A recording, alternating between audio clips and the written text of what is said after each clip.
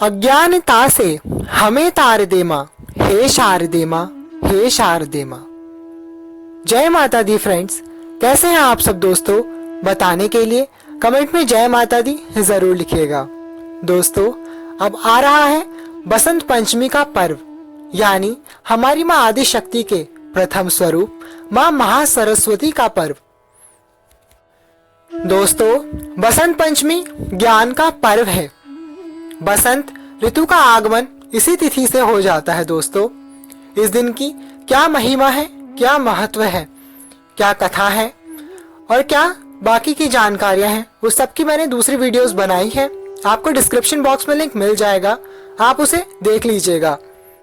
दोस्तों, आपको फिलहाल बता दूं कि माघ मास के शुक्ल पक्ष की पंचमी तिथि को हम बसंत पंचमी का पर्व मनाते हैं और इस वीडियो में हम सिर्फ ये जानेंगे कि माँ सरस्वती की विधिवत पूजा किस प्रकार से की जाए।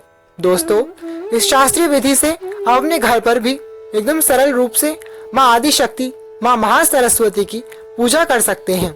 आप देख रहे हैं कि मेरी माता का दरबार कितना सुंदर लग रहा है।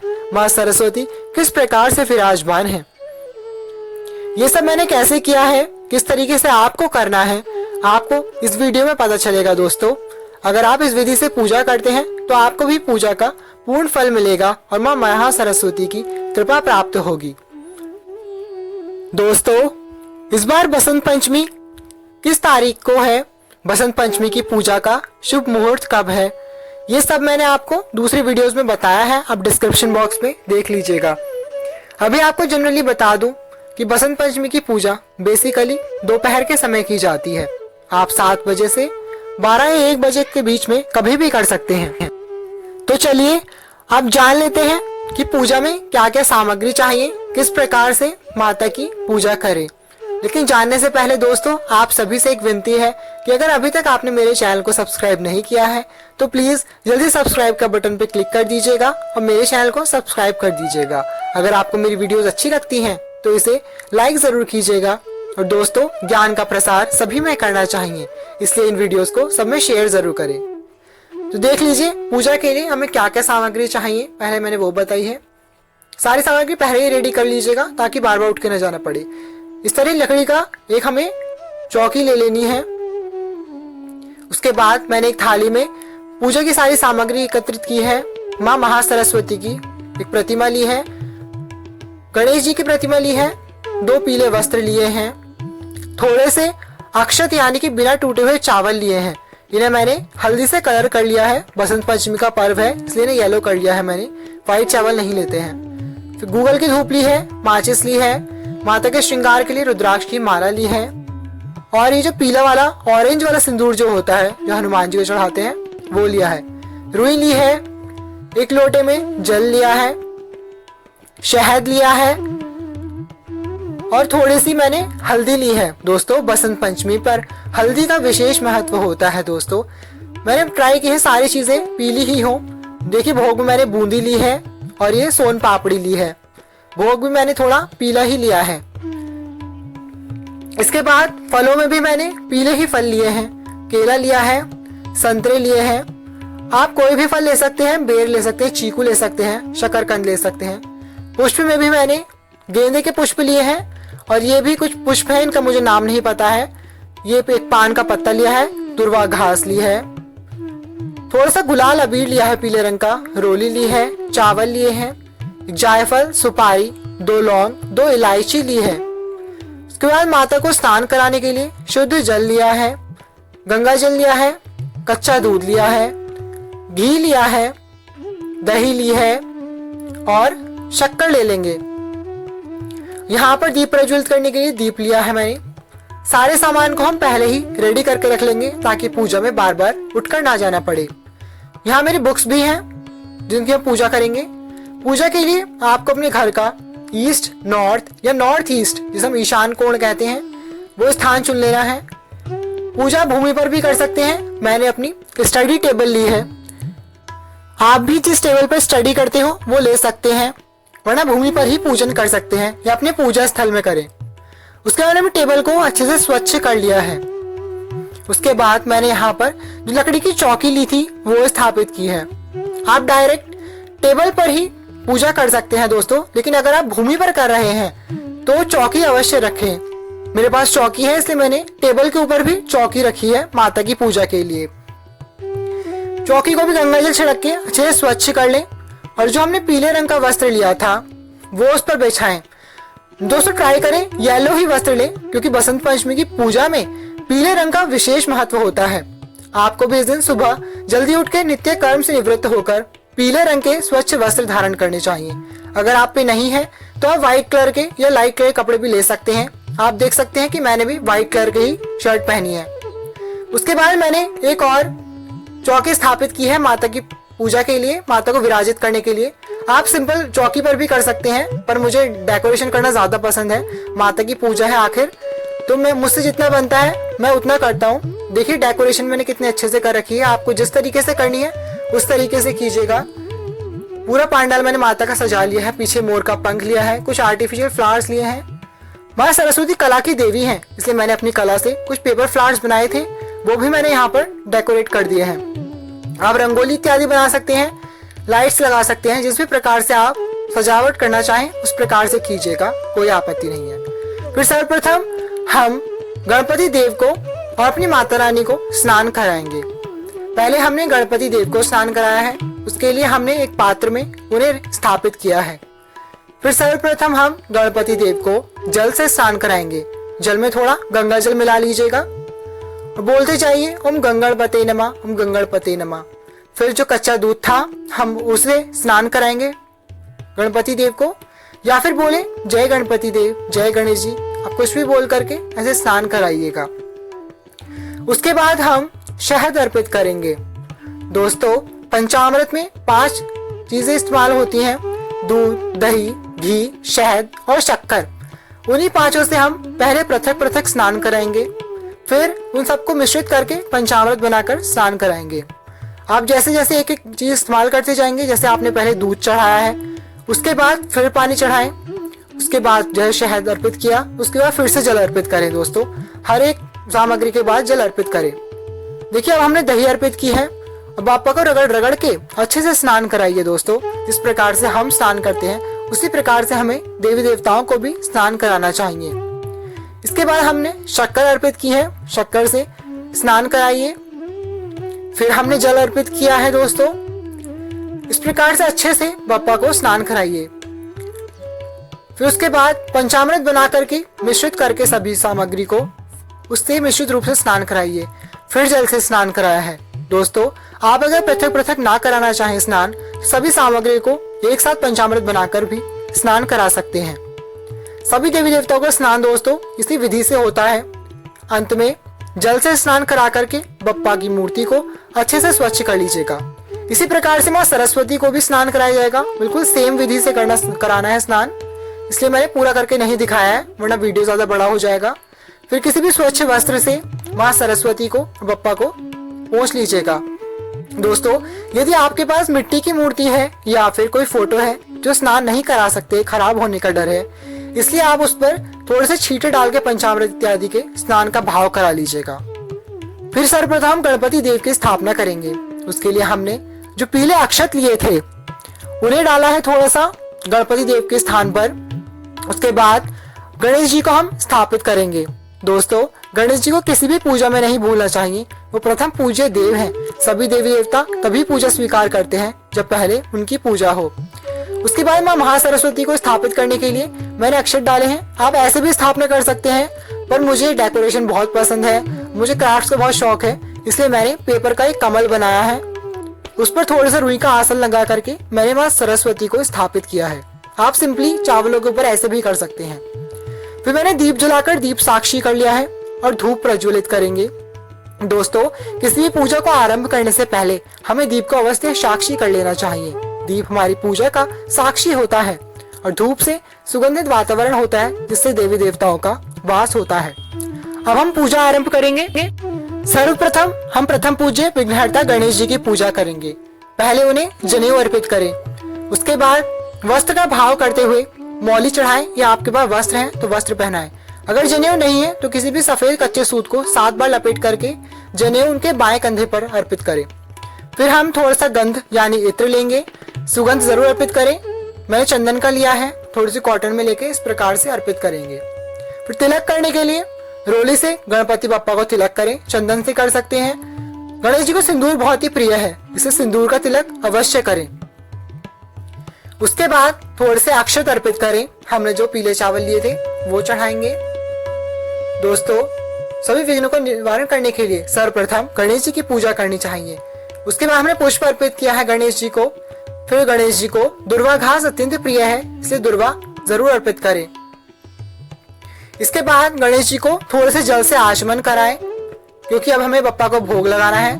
फिर आपने भोग में जो भी सामग्री ली है वो चढ़ाएं। मैंने फल चढ़ाए हैं, केले का फल चढ़ाया है, संतरा चढ़ाया है।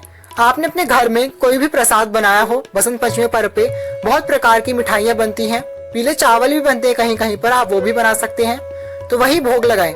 ध्यान रहे सबसे पहले बप्पा की पूजा करनी है।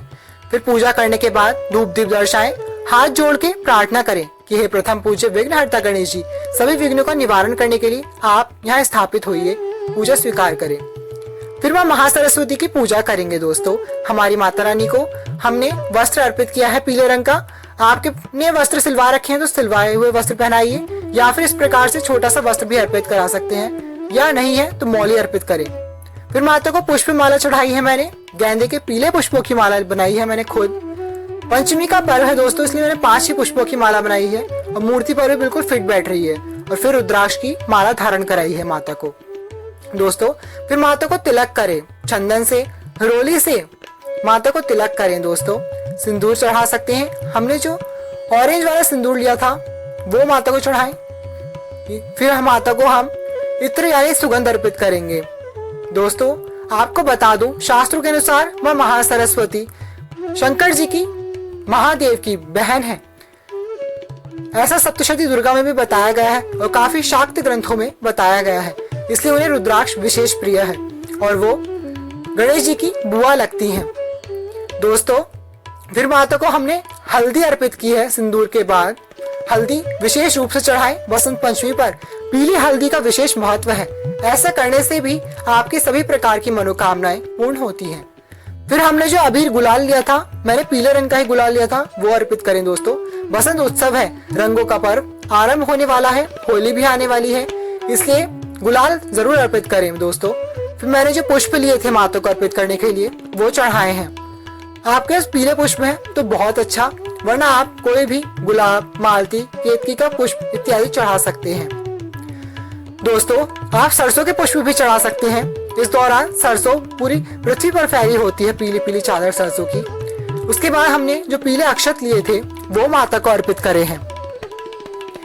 दोस्तों, उसके बाद माता को सर्वप्रथम आचमन कराएं, क्योंकि हम अब माता को भोग लगाएंगे और माता की जल की लोटा वही उन्हीं के पास रख दें। उसके बाद माता को भोग लगाएं। हमने जो फल लिए थे, केले का फल लिया था, संतरा लिया था, आप उसका भोग लगा सकते हैं। आप फल में जो भी मौसमी फल हो, बेर, चीकू, शकरकंद इत्यादि सभी का भोग लगा सकते हैं। दोस्तों, आपने अपने घर में माता के लिए कोई विशेष पकवान बनाया है, मीठे चावलों का भोग विशेष रूप से कई स्थानों पे लगता है, तो आपने वो बनाए हैं तो उनका भोग लगाए। फिर हमने सोम पापड़ी जो ली थी उसका भोग लगाया है। सोन पापड़ी पहले गणपति देव को चढ़ाएंगे, उसके बाद माँ सरस्वती को भोग लगाएंगे। फिर हमने जो पीली बूंदी ली थी उसका भोग पहले गणपति देव को लगाया है, फिर माँ सरस्वती को लगाया है। आपके पास और भी कोई मिठाई है तो उसका भोग अवश्य लगाएं। दोस्तों, मैंने तो बर्तन भी पीले ही लिए हैं पीतल के, पर ऐसा कुछ नहीं है, आपसे जितना हो उतना करें और विशेषकर पीले रंग का ही उपयोग करें। उसके बाद यहाँ देखिए पंचामृत लिया है मैंने, उसमें भी थोड़ा सा केसर मिला करके उसे पीला कर लिया है। उसके बाद हम पंचामृत का भोग भी गणेश जी और माँ सरस्वती को लगाएंगे। आपको मैंने बताया था दूध, दही, घी, शहद और शक्कर से पंचामृत तैयार होता है। दोस्तों, इस प्रकार से पूजा करने के बाद माता को बाद में पुनः आचमन कराएं। जिस प्रकार से खाने के बाद हम मुख शुद्ध करते हैं उसी प्रकार से आचमन कराएं। फिर तांबूल अर्पित करें। पान, सुपारी, जायफल, 2 लौंग और इलायची जो हमने ली थी वो रख करके हम माता को तांबूल यानी पान अर्पित करेंगे। पान जरूर अर्पित करें, मुखवास होता है दोस्तों। उसके बाद माता से प्रार्थना करें। दोस्तों, इस प्रकार से माता की पूजा कर रहे हैं हम। देखिए कितनी सुंदर लग रही है हमारी माता रानी। इसके बाद हमने जो धूप दीप जलाए थे उससे माता को धूप दीप दर्शाए। बोले धूपम दीपम दर्शयामि। आप जो भी सामग्री चढ़ाएंगे ऐसे बोलते जाएं कि पुष्पम समर्पयामि, फलम समर्पयामि, नैवेद्यम निवेदयामि, धूपम दीपम दर्शयामि। फिर हाथ जोड़ करके माता से प्रार्थना करें कि वो आपकी पूजा स्वीकार करे। इस प्रकार से माता की हमने पूजा की है। अब हमने जो बुक्स ली थी अपनी स्टडी की, कुछ बुक्स हैं, इसमें मेरी भागवत गीता भी है और कुछ स्टडी की बुक्स हैं, उनकी भी पूजा करेंगे। उन्हें भी रोली चंदन से तिलक करें, पुष्प चढ़ाएं और धूप दीप दिखाएं, अक्षत चढ़ाएं। दोस्तों, यदि आप संगीत के क्षेत्र में हैं, आपके पास गिटार, हारमोनियम, सितार इत्यादि कोई वाद्य यंत्र है, तो उसकी पूजा भी आज के दिन अवश्य कर ले दोस्तों। आपको हर क्षेत्र में सफलता मिलेगी। विद्या के क्षेत्र में भी आपको सफलता मिलेगी। अपनी पुस्तकों से और वाद्य यंत्रों से भी प्रार्थना करें दोस्तों। उसके बाद इस तरीके से हमारी माँ सरस्वती की पूजा होती है। वहां सरस्वती से प्रार्थना करें, आवाहन करें। आपको संस्कृत में आवाहन मंत्र आता है, संस्कृत में कीजिएगा या फिर आप हिंदी में कर सकते हैं कि आओ माँ, पधारो माँ। पूजा करने के बाद आप माता का कोई भी मंत्र जप कर सकते हैं। रुद्राक्ष की माला से जप करें। माँ महासरस्वती का बीज मंत्र है ऐंग। आपने सुना होगा नवाण मंत्र में ओम ऐंग ह्रीं क्लीं चामुंडाय विच्चे। उसमें माँ सरस्वती का ऐंग नव बीज मंत्र है। आप माँ सरस्वती के ओम ऐं महासरस्वती नमः इस मंत्र से भी जप कर सकते हैं। अब आपको बता दूं दोस्तों, एक विशेष चीज जो है मोर का पंख। मोर का पंख सभी देवी देवताओं को, विशेषकर नारायण को, गणेश जी को और माँ महासरस्वती को विशेष रूप से प्रिय है। आप अपनी मनोकामना बोलते हुए यदि माँ सरस्वती को मोर का पंख चढ़ाते हैं तो इससे भी आपकी सभी मनोकामनाएं पूर्ण होती है। हर क्षेत्र में सफलता मिलती है दोस्तों। आप कहीं इंटरव्यू, जॉब इत्यादि या एग्जाम में जाते हैं तो इस मोर के पंख को अपने साथ लेकर के जाएं या फिर अपने बुक्स इत्यादि में भी इस मोर के पंख को रख सकते हैं। दोस्तों, आपने माँ सरस्वती की विभिन्न तस्वीरों में भी देखा होगा, माता हंस और मोर से घिरी रहती हैं। मोर के पंख से ही पहले लेखन इत्यादि का कार्य होता था, इसलिए मोर का पंख चढ़ाने से विशेष उपाय होता है, आपको हर क्षेत्र में सफलता मिलती है। फिर हम आरती के लिए थाली तैयार करेंगे। थाली पर थोड़ा सा घी लगा लीजिएगा। इसके बाद थाली को सजा लेंगे। आप सिंपल भी आरती कर सकते हैं। विशेष आरती करने के लिए आप थाली पर घी लगाकर इस प्रकार से हल्दी छिड़क दीजिएगा। गुलाल या रंगोली पाउडर इत्यादि भी डाल सकते हैं। उसके बाद इस तरीके से देखिएगा अच्छे से हमारी हल्दी स्प्रेड हो चुकी है। अब उस पर इस तरीके से लकीरें खींच दीजिएगा। 4 लकीरें खींच करके फिर उसके कोनों को मिला करके अष्टदल कमल बना लीजिएगा। दोस्तों, पूजा में अष्टदल कमल का विशेष महत्व होता है। देवी देवताओं की स्थापना में भी अष्टदल कमल बनाइएगा। फिर 5 दीपक लीजिएगा और उनसे हम माता की आरती करेंगे। विशेषकर बसंत पंचमी का पर्व है तो इसलिए मैंने माला भी आपको बताया था 5 ही ली थी और दीपक भी 5 ही लिए हैं दोस्तों। 5 अंक का विशेष महत्व है। इस प्रकार से हम सभी दीपकों को प्रज्वलित कर लेंगे और फिर माता की आरती करेंगे। आपको माता की जो भी आरती आती है वो कीजिए। सर्वप्रथम गणपति देव की आरती कीजिए, उसके बाद माँ सरस्वती की आरती कीजिए। आपको माता की जो भी आरती आती है वो कीजिए। यदि नहीं आती है तो माता के किसी भी मंत्र से आप चरणों में 7 बार, नाभि पर 2 बार और मस्तक पर 1 बार, फिर संपूर्ण अंगों में 7 बार आरती दिखाकर इस प्रकार से आरती संपूर्ण कीजिए। घंटी, शंख ध्वनि इत्यादि से आरती कीजिए। दोस्तों, अगर आपके पास वाद्य यंत्र हैं, हारमोनियम, सितार, गिटार या वीणा है तो उन्हें जरूर बजा करके माता की मधुर स्वर से गा गा करके आरती कीजिए। माता संगीत की देवी है और ऐसा करने से वो विशेष रूप से प्रसन्न होती हैं। दोस्तों, आपकी आवाज जितनी मधुर हो सके उतनी मधुर आवाज में आरती कीजिए। अपनी बुक्स की भी आरती उतारिए दोस्तों। ओम जय सरस्वती माता, मैया जय सरस्वती माता। इसके बाद सरस्वती आरती पूर्ण करके हम थोड़ा सा जल अपने दाएं हाथ में लेकर के इस प्रकार से आरती के ऊपर से बाएं से दाएं यानी कि लेफ्ट से राइट घुमाएंगे। 2 बार इस तरीके से जल को घुमा करके हम आरती ठंडी करते हैं। इस प्रकार से आरती भी संपूर्ण होती है और हमारी माँ सरस्वती की सारी पूजा विधिवत संपूर्ण होती है। फिर माता से हाथ जोड़ करके प्रार्थना करें कि वो आपकी पूजा स्वीकार करे। फिर हाथ में पुष्प लेकर के थोड़े से अंत में क्षमा प्रार्थना करें। आपको संस्कृत में आता है आवाहनम न जानामि विसर्जनम, पूजाम चैव न जानामि क्षम्यताम परमेश्वरी। तो ये करें, या फिर अपनी भाषा में बोलें कि माँ सरस्वती, मैंने भक्ति भाव से आपकी पूजा की, आपको समर्पित करती हूँ। इसे स्वीकार करें। जो भूल चूक हुई हो उसके लिए क्षमा करें। हम अज्ञानी हैं, आप ज्ञान की देवी हैं। हमें अज्ञान रूपी अंधकार से दूर ले जाएं, ज्ञान के प्रकाश की ओर आगे ले चलें। इस प्रकार से आपकी जो भी मनोकामना है आप उसे बोल करके माता से प्रार्थना करें। दोस्तों, माँ सरस्वती विराजमान है। इस प्रकार से हमने माता की पूजा संपूर्ण की। आपकी जो भी मनोकामना है माता से मांग लीजिएगा। मेरी यही प्रार्थना है कि माता आप सभी की मनोकामना जरूर पूरी करे।